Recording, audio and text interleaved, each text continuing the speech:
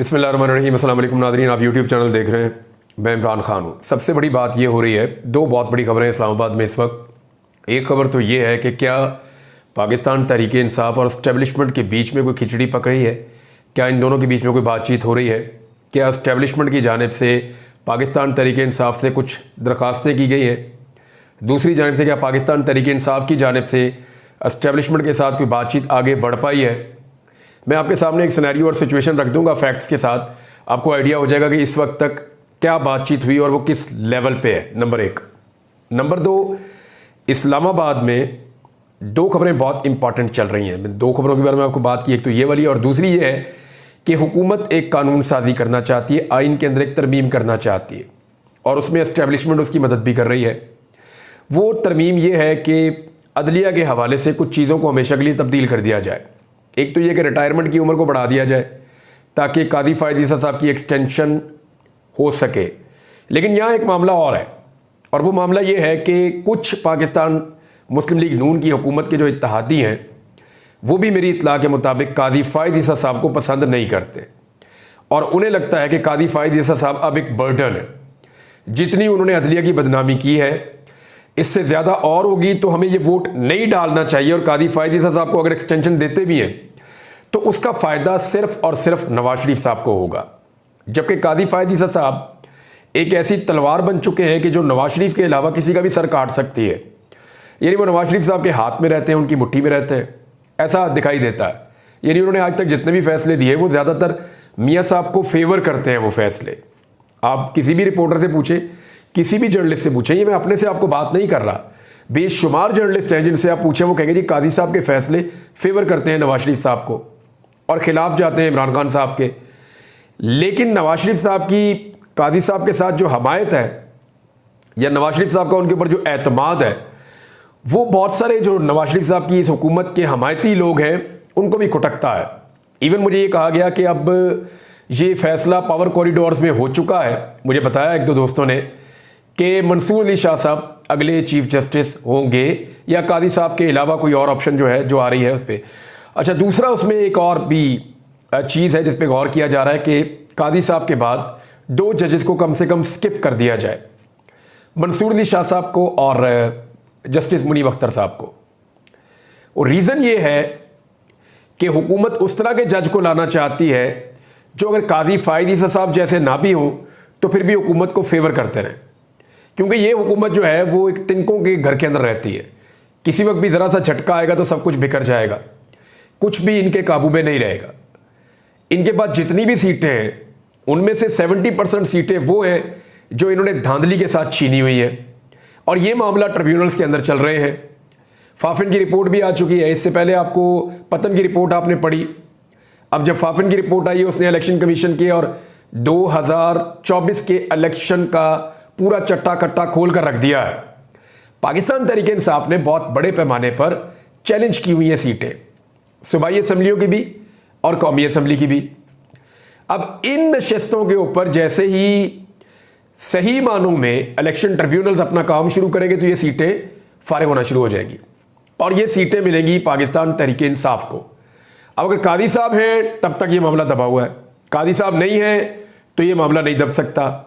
अब कादी साहब जैसा दूसरा जज कौन होगा, ये बातें इस्लामाबाद के मुख्तलिफ हलकों के अंदर हो रही हैं। चंद सहाफ़ियों ने इसकी निशानदेही भी की है। बाखबर लोग ये कह रहे हैं कि जी ऐसा चल रहा है कि कुछ इस तरह का बंदोबस्त किया जाए कि तहरीक इंसाफ को जो सीटें वापस मिलनी है वो उन्हें ना मिले और हुकूमत जो है वो कम से कम चलाई जा सके, ऐसा कोई बंदोबस्त किया जाए, कोई रास्ता ऐसा निकाला जाए। बहरहाल इस पर काम हो रहा है, लेकिन 2/3 अक्सरियत के लिए इनको वोट पूरे करने होंगे। क्या वोट पूरे हो सकते हैं? देखिए, सुप्रीम कोर्ट ऑफ पाकिस्तान का एक फैसला अभी तक उस पर अमल दरामद नहीं हुआ और अमल दरामद के लिए ज़रूरी है कि मौका दिया जाए पाकिस्तान तहरीक इंसाफ के लोगों को, और उन्होंने मौका लेकर जाकर अपने कागजात जमा भी करवा दिए हैं। उन्होंने बयान हल्फी दे दिए कि हमारा ताल्लुक पाकिस्तान तहरीक इंसाफ से, हमें आज के बाद तहरीक इंसाफ समझा जाए। लेकिन इलेक्शन कमीशन उनको नोटिफाई नहीं कर रहा। इलेक्शन कमीशन के पास 6 तारीख तक का, 6 अगस्त तक का टाइम था और आज जब आप ये वीडियो देख रहे हैं तो 24 अगस्त है। यानी इलेक्शन कमीशन ने 18 दिन ऊपर लगा दिए, लगभग 3 हफ्ते होने वाले हैं डेडलाइन गुजरे हुए भी। इसके ऊपर तो तौहीन अदालत होनी चाहिए, कि election commission of Pakistan supreme court of Pakistan के फुल कोर्ट के फैसले के ऊपर अमल दरामद नहीं कर रहा, बल्कि अपील के अंदर जा रहा है।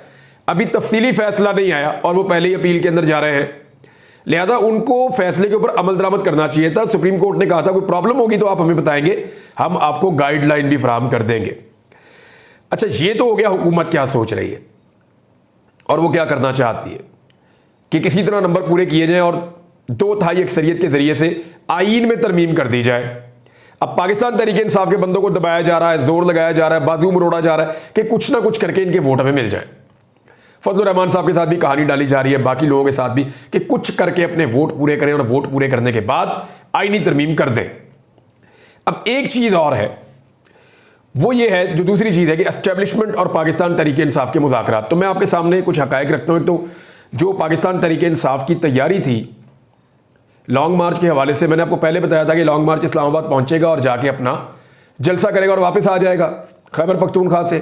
पंजाब में बहुत रुकावटें डाली गई, रावलपिंडी इस्लामाबाद के अंदर मेरी जो पक्की इंफॉर्मेशन आपको मैं बता रहा हूं कि खैबर पख्तूनख्वा से लगभग 5000 के करीब वर्कर्स पहले ही इस्लामाबाद और रावलपिंडी के मुख्तलिफ इलाकों में मौजूद थे और उनको बाकायदा प्लानिंग के साथ भेजा गया था ताकि वो वहां पे मौजूद रहे, अपने अपने रिश्तेदारों के, जानने वालों के घरों में वो थे, ताकि इस्लामाबाद और रावलपिंडी के अंदर जब वहां के लोग निकले तो ये लोग भी उनके साथ मिलें और जलसागाह की तरफ जाएं, रुकावटें हटाएं, मदद करें। और दूसरा, जो खैबर पख्तूनख्वा की हुकूमत लेकर आ रही थी, तो वहां जो गवर्नमेंट के सोर्सेज है उन्होंने मुझे बताया कि अली अमीन गंडापुर की तैयारी में जो चीज़ें थी, जो मशीनरी थी, वो मैं आपको बता देता हूँ। और दूसरा, ये जो अली अमीन गंडापुर पैसे बांट रहे थे ना, ये 5-5 हज़ार रुपया, ये उन मशीनरीज के जितनी मशीनें थी वहाँ पे, उनके ड्राइवर्स, हेल्पर्स और इसके अलावा जो लोग खाने का बंदोबस्त कर रहे थे, जिन्होंने टेंट्स का और बाकी चीज़ों का बंदोबस्त किया हुआ था स्वाबी में, क्योंकि स्वाबी में कुछ लोग जल्दी पहुँचते, कुछ देर से पहुँचते, उन्होंने वहाँ इकट्ठे होना था। तो वहाँ पे 50-60 हज़ार बंदे का खाने का बंदोबस्त भी किया गया था कि जो लोग खुद खाना ना खा के आए या लेकर ना आए, दूर दराज इलाकों से हैं, उनको यहाँ पे खाना भी खिलाया जाए। तो वहाँ पे जो मशीनरी का बंदोबस्त किया गया था वो मैं आपको बता देता हूँ, और ये बड़े क्रेडिबल सोर्स ने मुझे खुद इंफॉर्मेशन दी है। 20 फायर ब्रिगेड की गाड़ियाँ रखी गई थी ताकि आंसू गैस की सूरत में अगर शेलिंग की जाए तो उसको कैसे निपटना है। दूसरा, 40 के करीब वाटर बाउजर से इन्हीं गाड़ियों को दोबारा रीफिल करने के लिए, 15 बल्डोजर से, 10 एक्सीवेटर्स थे, 6 क्रेनें थी, 10 लोडर्स थे, 5 ब्लेड वाले ट्रैक्टर्स थे। तो ये चीज़ें और कुछ एम्बुलेंसेज वगैरह भी थी, इमरजेंसी का सामान।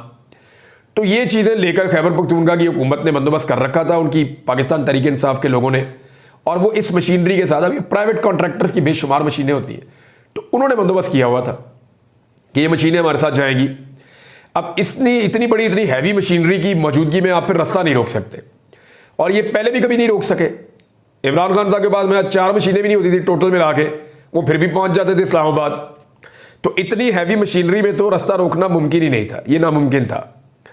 और 5 इजला जो हैं उनके लोगों ने अपना अलग अलग बंदोबस्त भी किया हुआ था। जो बड़े इजला है खैबर पख्तूनख्वा का, उन्हें कहा गया था कि आप अपने साथ पूरी अपनी मशीनरी और बंदोबस्त लेकर आएंगे। तो इस किस्म की और भी चीज़ें थी, कुछ चीज़ें मैंने आपको बता दी, कुछ चीज़ें मैं आपको नहीं बताऊंगा, लेकिन फिर भी अच्छा खासा तगड़ा बंदोबस्त पाकिस्तान तहरीक इंसाफ ने किया हुआ था कि अगर उन्हें रोका गया तो वो पहुंच जाए इस्लामाबाद। इसके बाद हुआ क्या, इस्लामाबाद पाकिस्तान तहरीक इंसाफ ने पहुंच जाना था, ये बात का आइडिया हुकूमत को भी हो गया था। हुकूमत ने पहले राब्ता किया खैबर पख्तूनख्वा की हुकूमत से और उन्होंने साफ इनकार कर दिया, रिस्पॉन्ड ही नहीं किया। उसके बाद जो राब्ता हुआ वो एस्टेब्लिशमेंट की जानिब से हुआ, और ये राब्ता अली अमीन गंडापुर साहब के साथ भी किया गया और कुछ कॉन्फ्रेंस कॉल्स भी हुई। मैं आपको बता रहा हूं कि डायरेक्ट कॉल्स के अलावा कुछ कॉन्फ्रेंस कॉल्स भी हुई, और कुछ ऐसे लोगों को जो अली अमीन गंडापुर के करीब हैं, उनके दोस्त हैं, जानने वाले हैं, उनको भी राब्ता किया गया और उन्होंने भी पैगाम पहुंचाए। तो इस पैगाम रसानी का सिलसिला जो है ये चल रहा था 21 तारीख को, यानी जलसे से एक दिन पहले ये चल रहा था। रात गए, हाथ खड़े कर दिए अली अमीन गंडापुर साहब ने, उन्होंने कहा जी मेरे बस में ही कुछ नहीं है, मैं ये कर ही नहीं सकता, और अगर कोई कुछ कर सकता है तो वो इमरान खान है। जलसा किसी सूरत मनसूख नहीं होगा, हम लोग आ रहे हैं इस्लामाबाद और अब वहां आकर जलसा करेंगे। अच्छा, इसमें याद रखिएगा कि अली अमीन गंडापुर साहब की गवर्नमेंट को थ्रेट भी किया गया। उन्हें कहा गया कि 9 में याद है आपको, ये उस तरह का सिनेरियो बन जाएगा आपके लिए और आपके लिए मुसीबत बन जाएगी। तो उन्होंने कहा जी हमें तो ऑर्डर दिया इमरान खान ने, हमने तो इसको फॉलो करना, हम आएंगे। और उसके बाद जो है वो दूसरा तरीकाकार भी इख्तियार किया गया, ठीक है आप समझ जाए बात को, वहां पे मजहबी जमातें हैं, उनका किया कराया आपके खाते ना पड़ जाए, तो इस किस्म की बातें। और मैं आपको ये भी बता देता हूं कि बड़ी आला सतह की एस्टेब्लिशमेंट की क़यादत ने ये राब्ते किए थे, मैं नंबर 1 की बात नहीं कर रहा, उनके नीचे। तो इसके बाद जो है वो जब अली अमीन गंडापुर ने हाथ खड़े कर दिए तो फिर ये कहा गया कि ठीक है इमरान खान साहब से कौन मिलना चाहता है, आप आ जाएं, आप मिल लें। तो अली अमीन गंडापुर को ये मशवरा दिया गया और उन्होंने खुद भी इनकार किया कि जी मैं अभी खैबर पख्तूनख्वा को नहीं छोड़ रहा, मैं जुलूस के साथ ही आऊँगा, क्योंकि इनके दिमाग में ये था कि अली अमीन गंडापुर उधर जाते हैं, उधर कोई नई सिचुएशन हो जाती है तो फिर यहाँ से लीड कौन करेगा। हालांकि ऐसा मुमकिन तो नहीं है, लेकिन फिर भी खदशात मौजूद थे। तो इमरान खान साहब से मुलाकात करवाने का जो है वो ऑफ़र दिया गया और उस ऑफ़र के बाद यानी पहले ये कहा गया एस्टेब्लिशमेंट की जानिब से कि चेयरमैन साहब की मुलाकात करवा देते हैं, जो आपकी पार्टी के चेयरमैन है, चेयरमैन साहब कहा गया, वो हैं जी बैरिस्टर गौर साहब। तो उस पर पाकिस्तान तहरीक इंसाफ ने मुशावरत की और गंडापुर साहब की तरफ से ये पैगाम गया कि जनाब नहीं, आप आदम सवाती साहब को मिलवा दें। इस पर जो है वो दूसरी तरफ से परेशानी शुरू हो गई, लेकिन फिर ये फौरी तौर पे वहाँ से जवाब आ गया कि ठीक है जी आदम सवाती साहब को मिलवा देंगे, उन्हें भिजवा दें। तो आदम सवाती साहब जो हैं वो उनका बंदोबस्त किया गया और सुबह 7 बजे ये लोग अडियाला जेल के बाहर पहुंच गए। अब इस बीच में इमरान खान के साथ क्या एंगेजमेंट हुई या किसी ने इमरान खान साहब के साथ कोई पहले बात की या उनको कोई इंफॉर्मेशन पहुंचाई गई, ये अभी तक कहानी जो है इसका ये वाला पहलू अभी तक खाली है। बहुत सारे लोग ये दावा ज़रूर कर रहे हैं कि रात गए इमरान खान साहब की मिन्नत तरला किया गया या उन्हें मनाने की कोशिश की गई, लेकिन पक्की खबर अभी किसी के पास भी नहीं है। हाँ ये ज़रूर है कि आउट ऑफ द वे जाके सुबह 7 बजे जेल का दरवाज़ा खोल दिया गया, जो नॉर्मली कभी नहीं खुलता। अब ये एक बड़ी मजबूरी थी एस्टेब्लिशमेंट की या हुकूमत की, और ये कमज़ोरी थी उनकी जो उन्होंने शो की कि पाकिस्तान तहरीक इंसाफ इतनी ताकत के साथ आ रही है कि इसको रोकना मुमकिन नहीं है। अगर इसको रोकना है तो खोलो जेल के दरवाजे, जिसको इमरान खान मिलना चाहता है उसको मिलवाओ और जिसको ये कह रहे हैं उसको मिलवाओ। आदम सवाती साहब को इससे पहले कभी नहीं मिलवाया गया।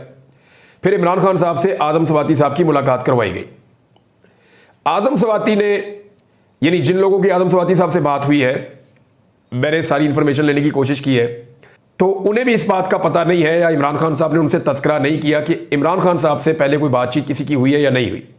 सहाफ़ियों को भी इमरान खान साहब ने इसका जवाब नहीं दिया, लेकिन उन्होंने इनकी पूरी बात सुनी। इन्होंने पूरा सिनेरियो इमरान खान साहब के सामने रख दिया कि जनाब इस्लामाबाद में 2 दिन पहले ये हुआ है और अब इतनी बड़ी तादाद में जो है वो इस्लामाबाद में उलमा और उनके फॉलोअर्स पहुंचे हुए हैं, तो सिचुएशन जो है वो ट्रिगर हो सकती है और हमारी तैयारी ये है। ये भी उन्होंने बताया कि हमारी तैयारी पूरी है। अली अमीन गंडापुर साहब और उनका जो पूरी खैबर पख्तूनख्वा की हुकूमत, उनके वज़रा, उनके लोग और बहुत बड़ी तादाद में पश्तून, इवन पंजाब के अंदर भी झगड़ा लगा हुआ है, लोग गिरफ्तारियां दे रहे हैं, लेकिन लोग जलसे के अंदर पहुंच जाएंगे, काफिले निकले हुए हैं, रस्ते में पेट्रोल खर्च कर दिया लोगों ने, आ रहे हैं। सारा सिनेरियो इमरान खान साहब के सामने रखा गया। तो फिर उन्होंने ये कहा कि बाहर जाके इन्हीं अल्फाज में प्रेस कॉन्फ्रेंस करो, और बाहर आते ही दोनों लोगों ने प्रेस कॉन्फ्रेंस करके जलसा मनसूख कर दिया। इस पे लोगों को बहुत मायूसी भी हुई। और मैं आपको यह भी बता देता हूं कि पहले उन्होंने प्रेस कॉन्फ्रेंस की और फिर बाकी क़यादत को फोन करके बताया कि हमारी इमरान खान साहब से यह बात हुई है। अब मैं आपको यह बता देता हूं कि इस वक्त एस्टेब्लिशमेंट पाकिस्तान तहरीक इंसाफ के 2 बहुत अहम टॉप के लोगों के साथ राब्ते में, 2 बड़े टॉप के लोग हैं पाकिस्तान तहरीक इंसाफ के, उनके साथ एस्टेब्लिशमेंट का राब्ता है और कोई छोटे मोटे लेवल पे नहीं है, अच्छे बड़े और तगड़े लेवल के ऊपर राब्ता है। और कोशिश ये की जा रही है कि कोई TORs बन जाएं जिनके नतीजे में मामला आगे बढ़ सके। और इसका रीज़न जो मुझे बताया गया है वो ये है, मेरी इंफॉर्मेशन के मुताबिक, क्योंकि वो सारे अपना अपना गैस कर रहे हैं कि ये मामला क्यों शुरू हुआ। तो जब मैंने ये सवाल रखा अपने सोर्स के सामने तो उन्होंने कहा जी देखिए इकॉनमी नहीं चल रही और इस वक्त हालात बहुत बुरे हो चुके हैं। IMF भी ये कह रहा है कि आपको पैसों का बंदोबस्त करना पड़ेगा, और ये मुख्तलिफ मुल्कों के पास जा रहे हैं, लोकल बैंकों के पास जो दूसरे मुल्कों के हैं, गैर मुल्की बैंकों के पास जा रहे हैं कर्जा मांगने के लिए। इनको $4 अरब का कर्जा भी चाहिए।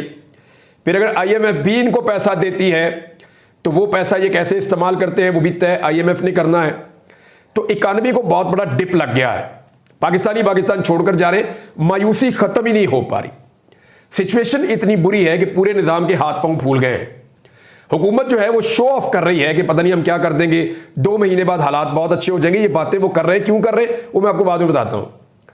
तो उनका ये गैस है कि क्योंकि इकॉनमी नहीं चल पाई क्योंकि मुल्क के हालात बेहतर नहीं हुए, लिहाजा अब एस्टेब्लिशमेंट एक दो कदम पीछे हटी है और वो अब मुज़ाकरात करने के लिए आगे बढ़ रहे हैं। और पाकिस्तान तहरीक इंसाफ के दो लोग हैं और ये बड़े ही इनिशियल स्टेज के ऊपर हैं, बहुत ही शुरू की स्टेज के ऊपर हैं। मैंने अपने सोर्स से पूछा जी आपकी जानिब से डिमांड क्या है? उन्होंने कहा जी हमें कोई बात की समझ नहीं है सिवाय इस बात के कि इमरान खान को रिहाई मिल जाए। इमरान खान साहब ही तय करेंगे कि उन्होंने क्या बात करनी है और क्या बात नहीं करनी, और इमरान खान साहब कोई डील करना भी नहीं चाहते। वो तो मैंडेट की बात कर रहे हैं जी, मैंडेट वापस मिल जाए, और इमरान खान साहब कह रहे हैं कि मामला अदालत को हल करने दिए जाए, एस्टेब्लिशमेंट मुदाखलत बंद करे और जाली केसेस जो है लोगों के ऊपर वो ख़त्म किए जाए। वो तो यहां से शुरू होते हैं इमरान खान साहब। तो उन्हीं के मुतालबात हैं जो हम सामने रखेंगे जैसे जैसे चीज़ें आगे बढ़ेंगी। अभी ये बिल्कुल इनिशियल स्टेज पे है, लेकिन हुकूमत की घबराहट शुरू हो गई है और हुकूमत को इस बात की समझ आ गई है। शहबाज शरीफ साहब की ज़बान आप देख रहे हैं, और कादी फायद ईसा साहब जो एक बहुत बड़ी सपोर्ट के तौर पे देखे जा रहे थे नवाज शरीफ साहब की, जिस कमज़ोर पोजीशन में वो गुज़िश्ता चंद दिनों में नजर आए, उसके बाद उनसे भी उम्मीदें उस तरीके से वाबस्ता अब नहीं है। उनके लिए भी मुश्किलात में इजाफा हो रहा है। दूसरा, उनके खिलाफ एक रेफरेंस भी तैयार किया जा रहा है, पहले भी उनके खिलाफ रेफरेंसेस दायर हो चुके हैं। इतने मुतनाज़े होने के बाद क्या चीफ जस्टिस ऑफ पाकिस्तान जो हैं वो कंटिन्यू कर सकेंगे, एक्सटेंशन लेंगे या एक्सटेंशन के साथ वो चल पड़ेंगे? ये भी एक बड़ा सवाल है जिसका जवाब फिलहाल जो लोग चाहते हैं कि कादी साहब को एक्सटेंशन मिले उनके पास भी नहीं है। दूसरी जानब इमरान खान साहब जेल में इतने रिलैक्स हैं, उनको अब जल्दी नहीं है। यानी एक केस रह गया इमरान खान साहब के ऊपर अलकादर वाला, वो ये चाहते हैं इसमें भी मुझे सजा दे दें, मैं चला जाऊंगा हाई कोर्ट, जाके वहां से फारिग हो जाएगा। तो निजाम अपने सारे केसों समेत इमरान खान साहब से हार गया है। फर्ज करें इमरान खान साहब जलसे जुलूस रोक देते हैं तो क्या उनकी मकबूलियत कम हो जाएगी? नहीं होगी। वो बड़े आराम से अपने केसेस लड़के भी बाहर आ सकते हैं, लेकिन पब्लिक को मोटिवेट करना, उन्हें बाहर निकालना, वो इसलिए जरूरी है ताकि उनको इंसाफ मिलने का सिलसिला रुके ना। ये तासुर पाकिस्तान जैसे मुल्कों में बनाना पड़ता है कि भाई लोगों की भी ये ख्वाहिश है, और पाकिस्तानी जो है वो साथ खड़े होंगे अपने इदारों के, अगर इदारे ठीक फैसला करेंगे तो। बहरहाल इमरान खान साहब के लिए बड़ी जोरदार कंपेन की जा रही है इस वक्त यूरोप में, बरतानिया में, क्योंकि वो चांसलर बनने के लिए इलेक्शन लड़ रहे हैं और कंपेन शुरू कर दी गई है। ओवरसीज पाकिस्तानी फोर्स जोर लगा रहे हैं। बरतानवी पार्लियामेंटेरियंस ने उनको एक बेहतरीन और सबसे उम्दा कैंडिडेट करार दे दिया है। तो देखना यह है कि इमरान खान साहब कितने बड़े मार्जिन से ये जीतते हैं और क्या जीत पाते हैं, और जीतते हैं तो उसके असरात पाकिस्तान पे क्या होते हैं। पाकिस्तान तहरीक इंसाफ के रिजवान साहब जो गायब हो गए थे 48 दिन पहले, जबरी तौर पर गुमशुदा किए गए थे, वो वापस आ गए हैं। कोई 2 कारकुन और भी वापस आ गए हैं, लेकिन अजहर मशवानी के भाई अभी तक वापस नहीं आए। उम्मीद है कि आने वाले दिनों में वो भी वापस आ जाएंगे। एक और नाज़रीन बड़ी अहम चीज है कि इमरान खान साहब इस टेंशन वाले माहौल में, जब हुकूमत मुकम्मल तौर पे नाकाम हो गई है, जब इदारों का सांस फूल गया है, जब एस्टेब्लिशमेंट को अंदाजा हो गया कि उनके तजर्बात खराब हो रहे हैं, उस वक्त इमरान खान साहब कितने रिलैक्स हैं कि उनकी जानिब से अदालत के अंदर एक दरखास्त आई है कि जनाब मुझे वर्जिश करने के लिए डंबल फराहम किए जाएं। अब आप अंदाजा कर लीजिए, यह है इमरान खान कि वो इस वक्त चाहते हैं कि चलो ठीक है जितना अरसा मैं अंदर हूं, ये डंबल तो वही आदमी मांगता है ना जिसको पता होगा अभी मैं अंदर ही हूं। मौसम जो है वो बदल रहा है, थोड़ी सर्दी आ रही है, तो अब डंबल शंबल लगाए जा सकते हैं, अपनी फिटनेस के ऊपर काम किया जा सकता है ज्यादा। तो इमरान खान साहब ने डंबल मंगवा लिए। इसका मतलब यह है कि उनको बाहर आने के लिए वो फ्रस्ट्रेशन नहीं है। नई किताबें उन्होंने मंगाई हैं और वो इलेक्ट्रिक वाला अपना ब्रश उन्होंने मंगवाया है। उसके अलावा उन्होंने दरखास्त दी कि मुझे डंबल फराहम किए जाए, मैं वर्जिशें करना चाहता हूं। तो इसका मतलब है कि इमरान खान साहब कोई फ्रस्ट्रेशन या जल्दबाजी का शिकार नहीं हो रहे कि मैं जनाब जेल से निकल के फटाफट अपने घर पहुंच जाऊं। उन्हें जल्दी नहीं है, अब निजाम को जल्दी है कि किसी तरह ये सारा मामला वाइंड अप हो। क्या ये सिस्टम इमरान खान साहब को फौजी अदालतों में ले जाकर एक नए तरीके से अपने आप को टेस्ट करना चाहेगा? क्योंकि इससे पहले ये निजाम बुरी तरह शिकस्त खा चुका है और बार बार इमरान खान साहब से हारा है।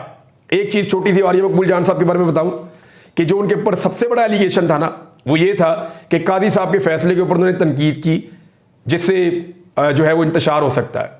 तो कादी साहब ने अपने फैसले को खुद गैर आईनी करार दे दिया, गलत करार दे दिया, और उस फैसले के ऊपर कादी साहब ने खुद मोहर लगा दी कि औरिया साहब ठीक कह रहे थे। तो अब औरिया साहब क्यों अंदर है, सवाल यह है। तो औरिया मकबूल जान साहब को फौरी तौर पर रिहा करना चाहिए। औरिया मकबूल जान साहब के बारे में कल एक तफसीली वीडियो बनाऊंगा, चीजें बताऊंगा, उनका केस क्या है और कौन सी चीजें अब तक के लिए इतने। अपना ख्याल रखिएगा, अपने चैनल का भी। अल्लाह हाफिज़।